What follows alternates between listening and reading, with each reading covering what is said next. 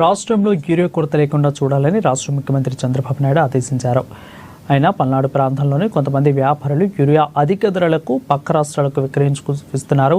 అయితే తాజాగా కారంపూడి పట్టణానికి చెందిన ఓ వ్యాపారి సరైన పత్రాలు లేకుండా యూరియాను తెలంగాణ తరలిస్తుండగా పొందుకుల చెక్పోస్టు వద్ద 2 టాటా ఎస్లను కూడా పోలీసులు పట్టుకున్నారు.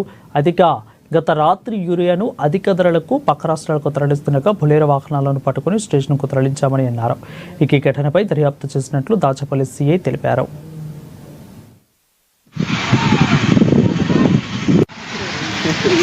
మాకు రాబడిన సమాచారం వరకు నిన్న పొందుగల చెక్ పోస్ట్ వద్ద తనిఖీల భాగంగా అక్రమంగా యూరియాను ఆంధ్రప్రదేశ్ నుంచి తెలంగాణకు తక్కువ మొత్తంలో కొని అధిక మొత్తంలో విక్రయించుటకు మరియు నకిలీ బిల్లులు పెట్టి అమ్ముడుకు ప్రయత్నించిన 2 వాహనాలను అదుపులోకి తీసుకొని